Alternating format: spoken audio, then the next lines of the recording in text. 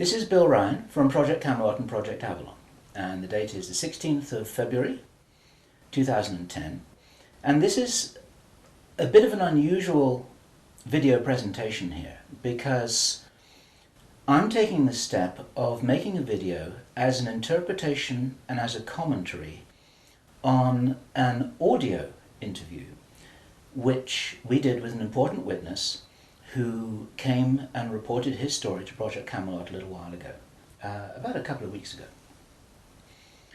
And as with many of our witnesses, this person wanted to remain anonymous, but he has agreed that we transcribe the audio, and so we've got this as a transcript. And this is going to be released at the same time as the video because it's important to be able to read the transcript at the same time as you're considering what I'm saying about it here. And as we come into this story, you're going to understand exactly why it's important to get all the information, to hold it all into a very fine balance. Now, this is a British person, and he worked in the British military for a number of years.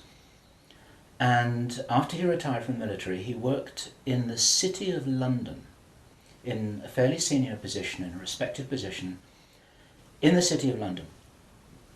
And for those people watching this video who don't know about the City of London, the City of London is it's like an enclave. It's like a financial enclave in the heart of London itself. Some people consider it almost a little bit like the Vatican. It's very old, it's very ancient. It's the heart of the financial system, not only of Britain, but possibly the world. Many researchers consider that it's very likely that the City of London calls the shots on the financial systems in America. They've got control over the Federal Reserve, the Bank for International Settlements, a whole bunch of things that happen. This is like the nerve center of the financial world. And it's very Masonic, it's very ancient, it's very traditional. And our source attended a number of meetings with senior Masons. And while many of these were interesting, they were routine by City of London standards. They were discussing financial affairs and so on and so forth. And then in the June 2005, he attended another meeting that he thought was going to be a routine meeting, but actually this was something rather unusual, and he realized it was unusual as soon as he arrived. In fact, in his interview with us, the one which we have the transcript of, you will see that he says that he felt it was an accident that he was there. He shouldn't really have been there. He didn't know what was happening. And as such, he didn't really participate in the meeting. He was there as a little bit as a fly on the wall. He was just listening to what was happening. And at first he didn't even understand what was being discussed. Now, the people there were Masons. There were senior Masons. They were about 25 or 30 people there, including senior politicians who most people in the UK would recognize by name. I do not know who they were. He didn't name them, and I didn't ask them, but he said these are well-known names. The chief of police was there, representatives from the church, representatives from the military, 25 or 30 people. And as he listened to this story being discussed, it was an informal meeting. It wasn't like at a big table with kind of notepads and water glasses and minutes and an agenda and a chairman. There were just people in a room who were talking about all of this stuff. And what they were talking about was a plan that had clearly been made a long time ago. And what they were discussing was they were discussing the implementation of this plan. They were discussing how things were going, whether they were on track or not. And what, for example, to give a flavor of this, they were discussing between them some of the problems that they had in the implementation of their plan. And as this little presentation continues here, you'll realize what the plan was, and I'm going to be revealing this in very much the same way as it was revealed to our witness and as he revealed it to me, bit by bit, step by step. The first thing that he heard was they were talking about the fact that Israel didn't look as if it was getting prepared to attack Iran anytime soon. This was a problem. Even back in June 2005, they were apparently concerned that what it was that was planned on some kind of a timeline wasn't rolling out according to schedule, and this was an issue for them. So that attracted his attention very quickly, because he'd never been in a meeting when this kind of thing was discussed. Then they were talking about China and how powerful China was getting, both militarily and financially, very quickly, and that the Japanese weren't doing what they were supposed to do, which was to interfere in some way with the Chinese financial system. They weren't doing that, and this was another problem because China was getting too strong too quickly. Other things that were discussed were, for example, the coming financial crash, the centralization of resources, everything that we saw starting to happen in October 2008. They were planning that and referring to it in their meeting in June 2005. So there was clearly a rollout of some plan here, and he was quite shocked the more that he heard, and when he really realized what was happening, he was extremely shocked. And one of the reasons why I'm giving this video presentation now is to soften the blow and interpret this a little tiny bit, because it is shocking information. And what I also want to do is I want to try and differentiate out between what it was that he reported, because he'd heard it with his own ears, and what it is that is his speculation and my speculation about how all this fits together. It's very important information. We need to know this stuff. Even though it doesn't look like it's going to be on track, I don't think this will happen. I think that there are a bunch of crazy people there who are extremely determined to do something, and they were in a hurry, and this is important to understand. They were in a rush to try and roll out this sequence of events. Now, what he described is what the sequence of events was. It starts with Israel attacking Iran. Now, this hasn't happened yet. There have been a number of indications that there are forces which are trying to push this into happening. You've only got to follow the news for the last 2 years to realize that the public is being prepared for a justification for this kind of thing. Iran is being set up as being the bad guys that deserve something to happen to them, and so on and so forth. Now, that's going to be the start of what is like the opening gambit in a big chess game. And the plan is to provoke Iran or China to retaliate. And our guy, our source, who is a military man, is privately as convinced as he can be, although this has never been made public and this is not publicly known, that Iran does have nuclear weapons. He believes that they have been provided by China behind the scenes. And all of this is intended because it's all right with these controlling forces that Iran has nuclear weapons, because they want them to be used. The plan is for either Iran or for China to retaliate after Iran is struck with a nuclear weapon. At that point, there will be a limited nuclear exchange in the Middle East, followed by a ceasefire. He heard this being planned in this meeting. This is being choreographed. It's like the script for a movie. This is exactly what's intended to happen. And during this time, the other thing that's being set up for this, and many people watching this will be aware that this is being set up in the background. We've had a lot of information about this from a number of good researchers from many countries who are reporting this on the internet, that things are being set up in many of the Western countries for there to be heavy controls over populations, martial law, increased powers on security forces who are not just the army or the police, but in Britain, for example, our source said that he absolutely knew personally for a fact, that a very large number of private security people, their powers were being increased to give them the ability to arrest people, the ability to detain, the ability to handle riots in streets. And here we're talking about just regular people working in private security, people who give the parking tickets on the streets. Their powers are being increased in the same way. And last year we heard President Obama talking about how he wanted to have a sort of national guard at home in America ready to handle this kind of thing. There are a lot of indicators that this is being set up.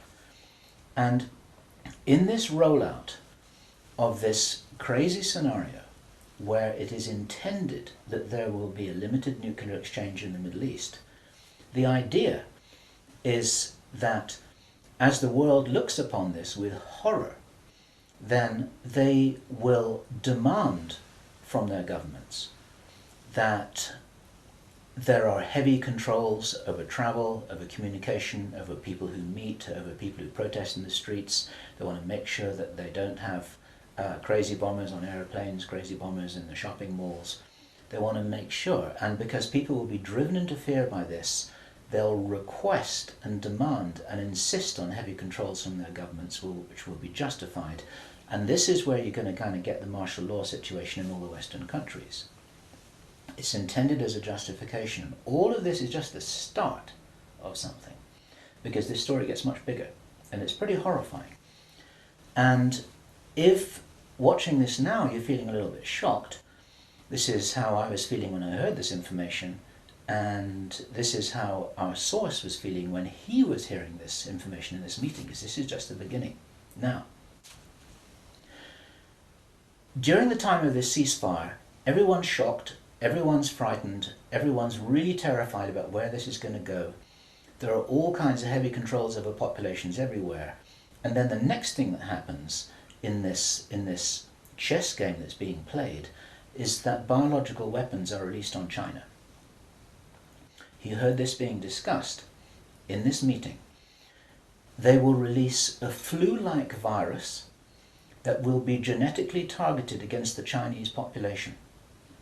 It's racially targeted against the Chinese people. It's designed to spread like wildfire and to knock out a large number of the Chinese people. And these people in this meeting were laughing about this. They said, China will catch a cold. Those were their words. China will catch a cold. And they were laughing about the fact that these biological weapons will wreak havoc among the Chinese population. And after that, then what effectively will be a kind of plague will actually spread right across the world to the West as well. Our source was not clear whether this was a Chinese retaliation or whether the thing would just spread out of control in the way that it would be very understandable if it did, whether it's racially targeted or not. These things actually mutate. So now you've got a situation where there's been a limited nuclear war in the Middle East. There's a pandemic that really is sweeping across the world and really is killing people very visibly. And you've got this totalitarian military lockdown in all the governments in the Western world because everyone's going to be in panic about all of this. And then, he said, then the real war starts. Something that would be justifiably called the Third World War, with a much more major nuclear exchange. And at this point, I asked him, is this just about population reduction? What is this about? Why are they doing this? Why this insane Dr. Strangelove plan for just unleashing all of this stuff on the world? Why do it? Now, as our conversation went on, I started to find answers to those questions. Now, some of this is speculation. I want to share this speculation with you because it's important enough that we work together here to figure out what's going on.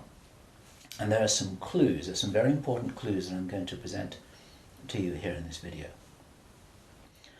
He said, absolutely, it's about population reduction. So I said, well, in this meeting, did they mention any figures? And he said, yes, they did, 50%. Half the world's population. This is planned as per the Georgia Guidestones. For those of you who don't know what the Georgia Guidestones are, it's a stone monument in Georgia in America that was erected anonymously a number of years ago. It's in 8 languages, and it's like an Illuminati manifesto for a new world, as it were. And just hold that thought about this being a manifesto for a new world. This is an important concept here in what I'm presenting. One of the key parts of this manifesto for this new world is that there should be a population of 500 million people. Now, 500 million people is an enormous reduction from the nearly 7 billion that we've got at the moment. That's pretty much 95% of people who would no longer be on this planet.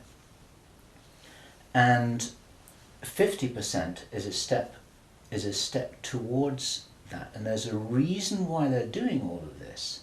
There's a reason why they're in a hurry. There's a reason for this insanity. And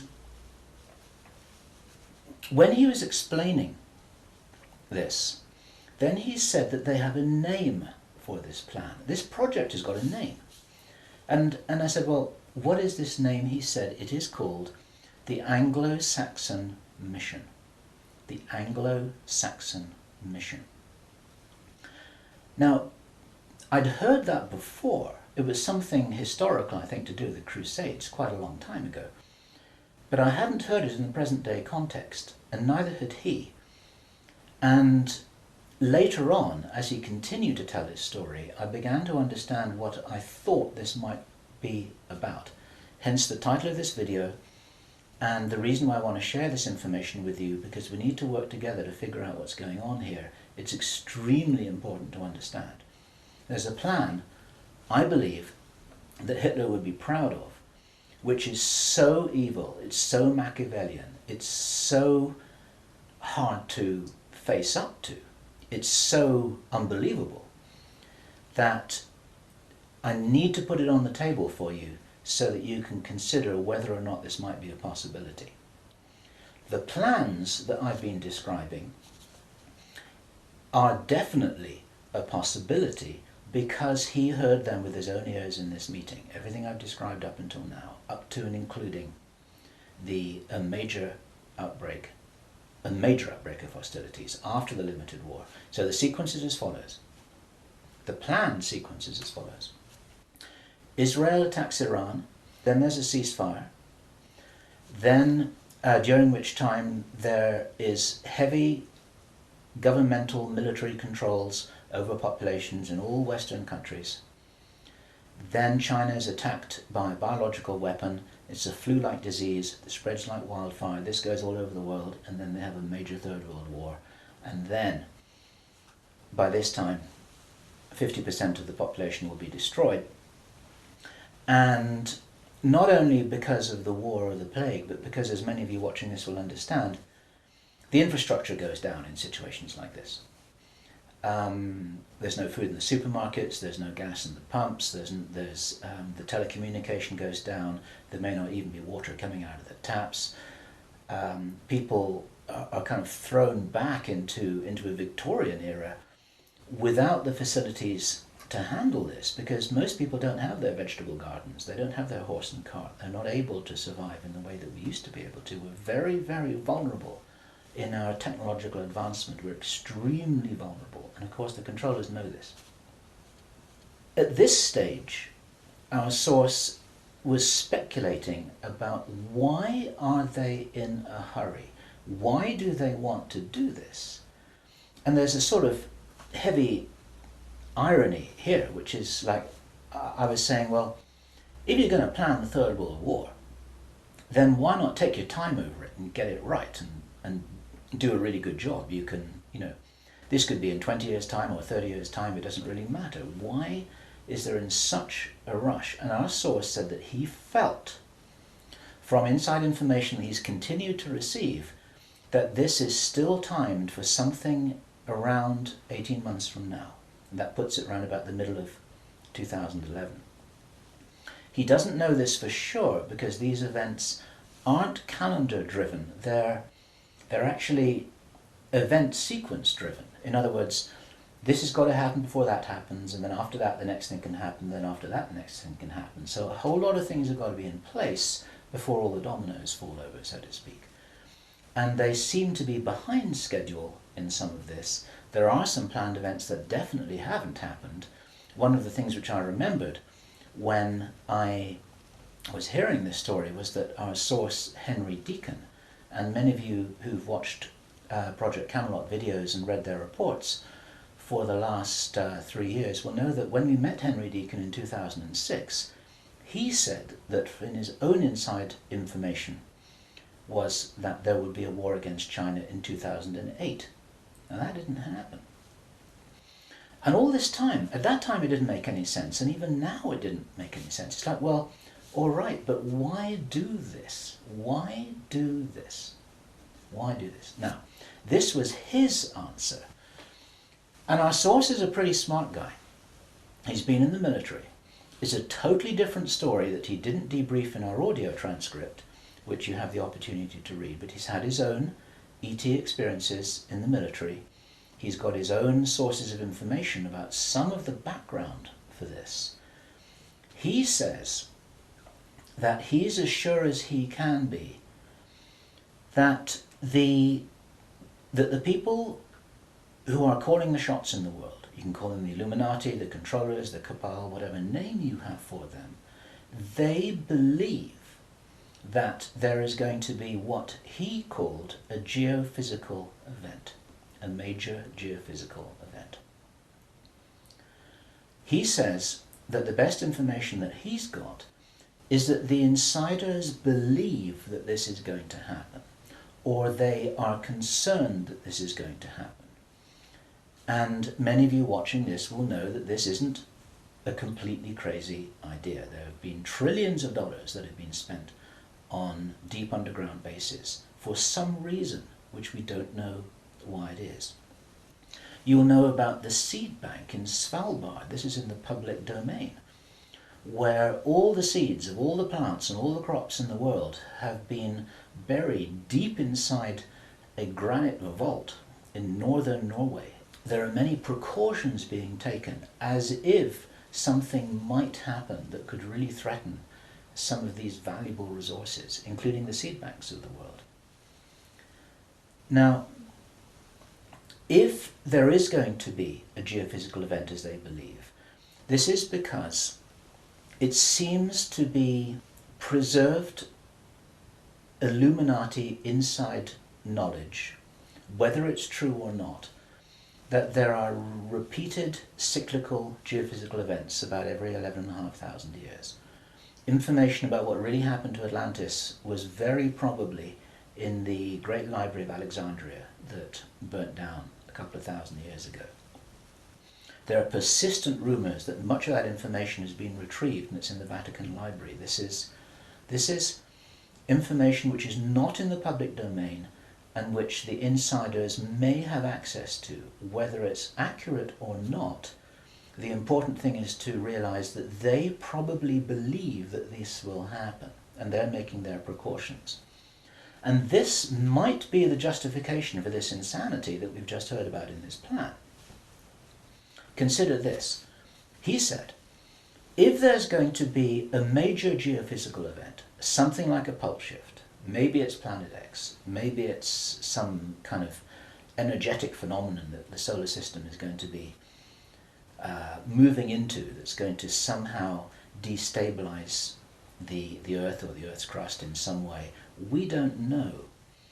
But if there were to be a major emergency like that, something that would actually make a war look very inconsequential, the thing that will help the human race to survive it, or will help parts of the human race to survive it, is if there is already emergency preparedness in place before it happens. In other words, if you knew that there was an emergency coming, if you knew, for instance, that there's a hurricane coming in to hit your city, then you put all the emergency preparedness in place beforehand. You have the troops ready, you have the infrastructure ready, you have the military ready, you have everything that you need ready to handle this situation so you can respond and react and recover in the best possible way. Our source suggests that the reason for this whole Third World War scenario is that then the Western governments, with the Chinese out of the way, will be in a state of such totalitarian control of their own population that they will be best equipped to recover and rebuild the new world after a cataclysm. And he thinks that this is what's happening. And I have to tell you that this terrible logic makes sense to me, that they would think that way. I'm not for a moment agreeing that this will happen. I think this is wild, crazy stuff, but if they believe that it's going to happen, then this could be their justification for this kind of plan that we've heard about is really being discussed. And this now is my own speculation right now, which also makes sense to me. And I invite your comments and your thoughts about this. We need to work together to figure out what's happening here. It's called the Anglo Saxon Mission. What that told me was that the reason for the name is because this is a white racist agenda for the inheriting of the new earth. It's a plan that Hitler would be proud of.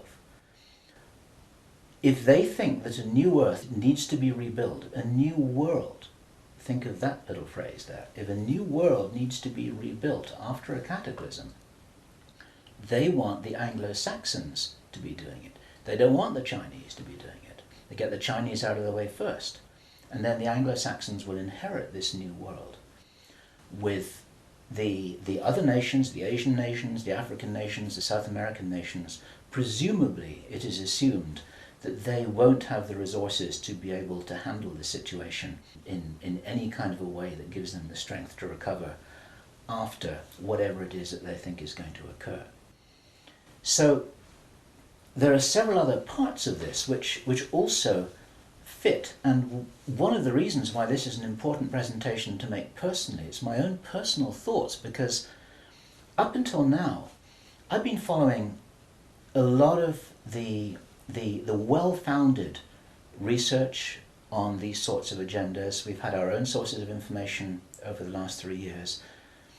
But I've always had questions in my mind, like, why would they do this? You know, war against China, why? Third World War, why?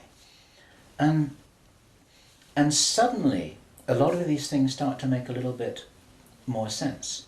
It's possible, for example, that when we heard from Jordan Maxwell in our interview with him, which we did at the end of last year, 2009, he described to us how he had researched a number of repeating symbols and images that had been used ever since the time of Hitler, and even long before that, about the dawn of a new day.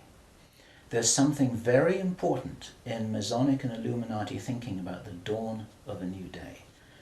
And here we have possibly the reason for their belief that if you think about the possibility of a cataclysm, if they think this is really going to happen, the 2012 movie that many of you will have seen, after all of the flood and all of the earthquakes and tsunamis, then you've got these big ships sailing across a calm sea with the sun streaming through the clouds, and you've got the dawn of a new day, and the implication in that movie is that now those people will be able to rebuild the new earth because those are the survivors. It's the modern day Noah's Ark. It's possible that the dawn of the new day, that it refers to that. And it even occurred to me, and I'd be interested for other researchers to offer their views on this, that the very term the New World Order that we first started to hear about 20 years ago, actually longer ago than that, but the New World might be the post-cataclysmic world, the New World. It might be the order for the New World after the cataclysm. They may be planning who will inherit the new world. It may be nothing less than this. Maybe this is what the new world order is all about. It really is the order, the plan for the new world that they think is coming. They think this is going to happen. Now, I say again, it's very, very important to differentiate out all of this information here. I don't believe this is going to happen at all, but they might be doing something crazy to try and safeguard what they believe is their own interests. This is what we need to be aware of here. And what I want to do is I want to just state really clearly why there are profound reasons for not believing that anything like this is going to happen. There are a lot of things that haven't happened which were intended to happen.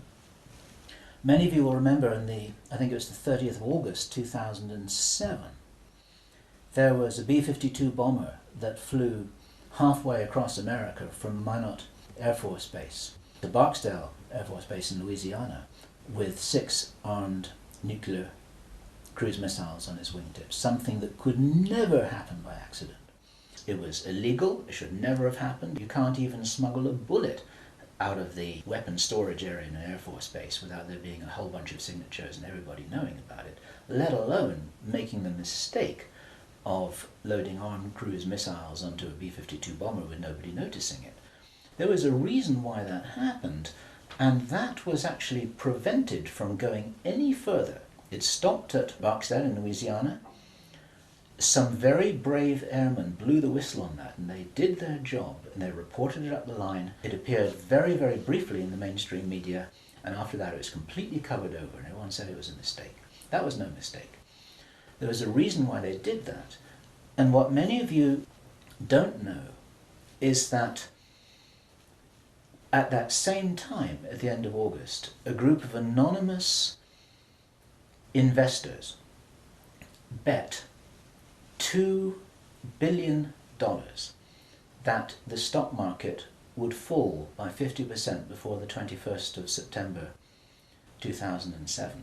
They stood to gain $4.5 billion if their bet had succeeded. These were what are known as put options. And the insiders in the stock market, they call them Bin Laden trades. It's a sort of ironic description because of the betting that took place around about 9/11. Okay, those people lost their bet. It didn't work. The plan didn't work. The stock market didn't fall. The bomber never went any further. And for all we know, that was intended to be the start of the Third World War. It never happened. Okay? We heard a few minutes ago, I was describing how Henry Deacon described that the war against China was meant to start in 2008. That didn't happen. A lot of people thought that was crazy. A lot of people thought he was crazy. Maybe he wasn't. Maybe he heard something that was a real plan, but they're 2 years behind schedule, and maybe this will never happen at all. There are a number of other things that may have been planned and which have never transpired. It's very interesting to think about the so-called Mexican flu outbreak, the swine flu outbreak. For the last 6 to 9 months, we've been looking at a scenario where it looked as if they wanted to roll out vaccinations, they wanted a lot of people to get ill, they wanted to announce a pandemic. Even now, there have been proposals to extend this pandemic declaration for another 2 years, and nothing's happening. In England, we call it a storm in a teacup. There's nothing happening here, but maybe something was intended. Now, if it wasn't intended, it's possible that all of that could have been some kind of a test, just to see how people respond, to see how people react, to see how quickly it spreads, to see what the take-up of the vaccinations will be. And then, of course, us at Project Camelot and a number of other people who've been activists in this whole area trying to draw attention to all of this, now we're all on a database. They know who's going to stand up and start talking about all of this stuff. So it might have been an experiment, or it could have been a failed rollout of something. There's plenty of reason to believe that things are changing. This is the important thing. And those of you who've been following the work of David Icke, this is an important perspective here, because we support his work fully, in as much as he makes a beautiful presentation and he starts off by saying, we are infinite consciousness. there are many ways to put this, but it's very hard to disagree with that. We're immortal, godlike beings who've long ago forgotten what our power was. The potential of consciousness is enormous. It's very important to realize that how powerful we are may be the single most important component in this whole picture that enables us to save the day. This may be what it's really all about. Admiral George Hoover, who died in 1998, he was in the Office of Naval Intelligence in the US Navy. He talked to researcher Bill Burns, the editor of UFO magazine, and Bill Burns described this conversation with George Hoover to George Norrie from Coast to Coast AM. And what Admiral George Hoover told Bill Burns was the biggest secret according to what the American Navy had found out. Very, very interesting story. They were talking about the Roswell visitors, and Admiral George Hoover said that these visitors were us from the future. They were time travelers. They weren't extraterrestrials. Now, other researchers and whistleblowers have spoken about the same thing, and this is fascinating in itself. But what Admiral George Hoover said the biggest secret really was, it had to do with the abilities and the power of the consciousness of these travelers. Because they were us from the future, what the military authorities had found out was what humans are really capable of. And he said that this had been buttoned up really tight, because if we knew how powerful we really were, how powerful we really could be, then we would, in his own words, cause chaos around us, and this could never be permitted. We could rearrange the reality around us in the way that we wanted to, in the way that, if this is real, that the future humans have learnt how to do, which gives them access to these sorts of incredible abilities, such as time traveling. Philip Corso, in his book The Day After Roswell, described in some detail how his understanding was that the way the craft works was they were like an amplification of the pilot's own consciousness. It was their consciousness, it was their ability to travel and bilocate that was amplified by the craft, and that actually all of these abilities are basically abilities connected with the consciousness of the beings themselves. And if they are us, this is the message for all of us here. We're being deliberately dumbed down. Our food is being poisoned. Our children are being lied to in the schools. We're being fed propaganda in the media. We're being forced into this tiny little box. We're being kept busy with game shows and ball games, and we are discouraged from really finding out what it is that is our heritage on this planet. Eric von Däniken has just published a book which is called History is Wrong. There's so much which we are denied. George Green describes that we are known as the useless eaters, this surplus population of billions of people, with a tiny number of people at the top of the heap who are dependent upon us to police each other and to laugh at each other and to stop each other from getting out of line, because we're encouraged to conform to how we're meant to be. And so there's this straitjacket that there's the opportunity for us to break out of, and it's this straitjacket which has been deliberately put in place by these very people who've been creating this plan. Where this plan originates from, it's very interesting to speculate. Our source told us that this has been in place for a long time. He'd first heard about the Anglo Saxon Mission as long ago as 1976. The Illuminati symbolism about the dawn of a new day has been going on for a long time. Many people think that this plan requires such a superhuman level of intelligence and strategic understanding, and is so ruthless and so cold, that the logic suggests, and David Icke says this, Jordan Maxwell says this, we say this ourselves with full agreement, that this didn't come from a human source. People aren't capable of doing this against other people. There's something else behind this. We have to think big. We have to think from the highest spiritual viewpoint that we possibly can do. That these people shouldn't be fought. What must happen is we just withdraw our consent from these things that are being done to us, from this plan that we're part of. And as I was saying just before, if you're in the military or if you're in intelligence services, withdraw your consent from this, because these plans can't happen without it.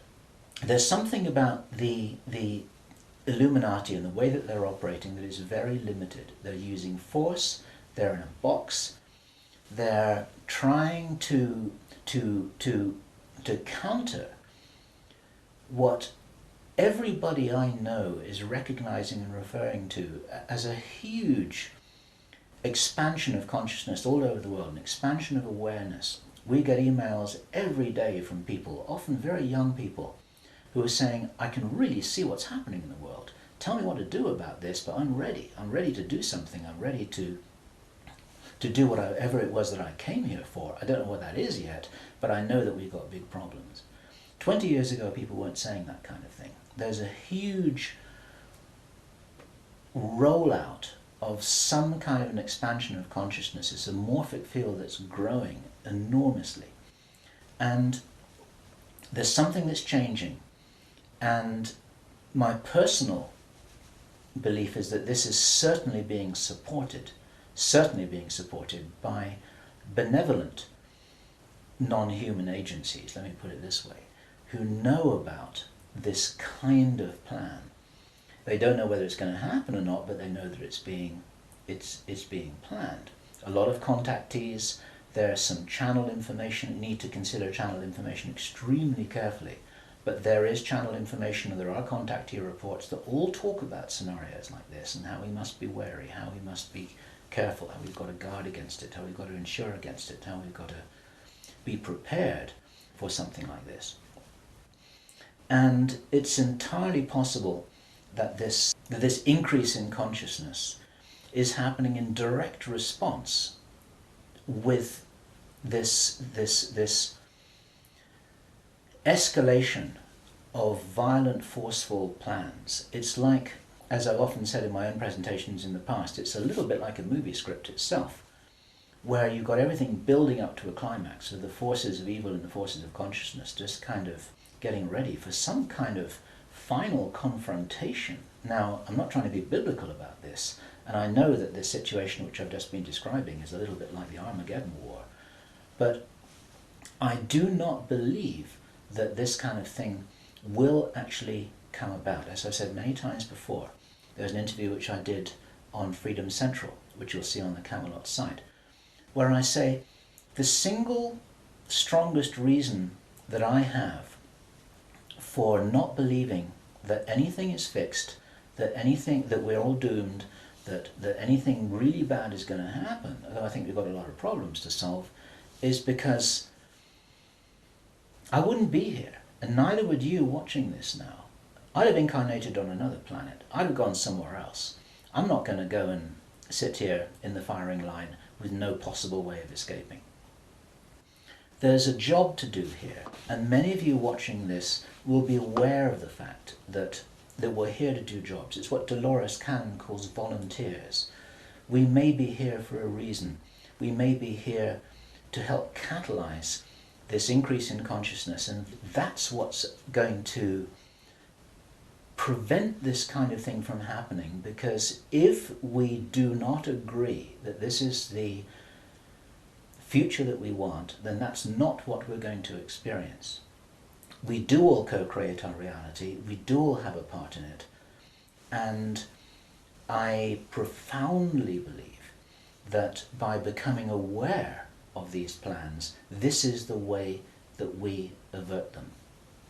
There's a difference between prediction and prophecy. These are two words in the English language that are easily confused with each other.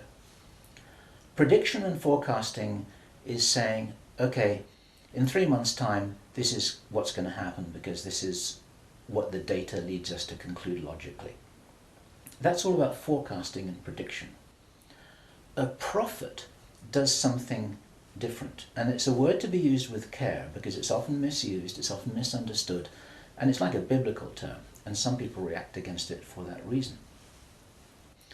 But what a prophet always used to do was to say, listen, if we don't wake up and if we don't take action, then this is what's going to happen.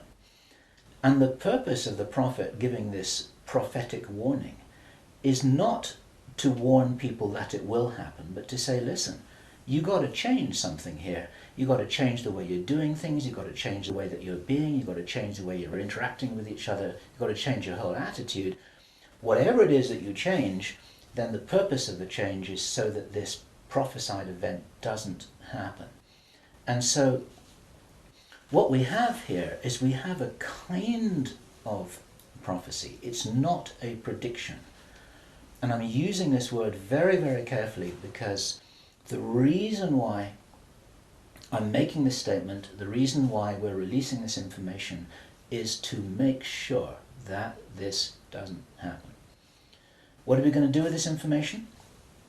It's going to be translated into every language that we can. The video is going to be subtitled in Chinese, Arabic, Russian, Spanish, every other major language. I want this video to be picked up by the Chinese. I want this to be escalated up the line. The Chinese are very sensitive about videos that refer to them, especially ones with Chinese subtitles. This will be reported right up the line to Chinese intelligence, to the Chinese military commanders. And the reason for that is because, first of all, if this is nonsense, it doesn't matter, okay? But if this is a really serious threat, then those are the guys who need to know about it, because their first nuclear response, which is designed to be provoked, is the thing that actually sets this whole thing on fire. And so, to any Chinese military commanders who are listening to this, don't do it, okay? None of us must do anything here that is in alignment with their plans. There's a wonderful scene in the Avatar movie that I loved so much, which was when the woman helicopter pilot who was ordered to fire her weapons at the big tree, she's just about to fire, and then she says, I didn't sign up for this. And then she turns around and she goes home. She's not going to be part of this. There are many people in the military who never signed up for anything like this. There are many people in the intelligence services, they're never signed up for anything like this. They signed up when they were young, thinking that they were doing the best thing for their country, thinking that they're doing the best thing for mankind. They're not all evil at all. And so as a direct message to those of you in the military and the intelligence services who may be watching this or may have had this brought to their attention, you don't have to do this stuff just because you're told. You need to support what's best for the human race. You don't need to follow orders if it's going to lead to a huge destruction here, which is in no one's interests apart from the controllers who have an agenda of their own, and that agenda doesn't feature you and me, that's for sure. Okay, so that's the end of my presentation. I want you to consider this information. I'm not urging you to believe it. I want you to research it. I want you to check it out. I want you to read the transcript carefully, and I want you to see whether this correlates with anything else that you know and understand that's come to your attention. We're all working together here. We're not trying to force you to believe anything at all. We need to be careful about this information, but at the same time, if there's any chance that this is true, if there's any chance that this is for real, then we have to know about it, okay? And if you are not sure what it is that you should be doing, then I say the same thing that I always say, which is do whatever it is that you came here to do, because most of you watching this video are here for a reason. I do understand that you may not know what the reason is yet, but you're probably here for a reason. You're probably watching this video for a reason. Do whatever it is that you came here to do. This is Bill Ryan, Project Avalon, Project Camelot, It's the 16th of February 2010. Thank you. What we don't know about the situation at Roswell is whether these were extraterrestrial, whether they came from a hollow earth, whether they came from another dimension. We don't know this, right? We don't. The only clue that I had was from this naval officer. He was from the Office of Naval Intelligence, ONI, called George Hoover. We've talked about him before, who said that he was the Corso of the Navy, and that the military believed, and he said he knew that these entities were not so much interplanetary, but they were literally time travelers. And the big secret is that they were us from the future, and that we and they had the same powers, and that was the real fear of the government, that we had the ability to manipulate reality around us. We've always had that ability. We just didn't know how to use it. And if we ever learned how to use it, and we're not ready for it, we would cause chaos. And that was the big secret that the Navy eventually found out.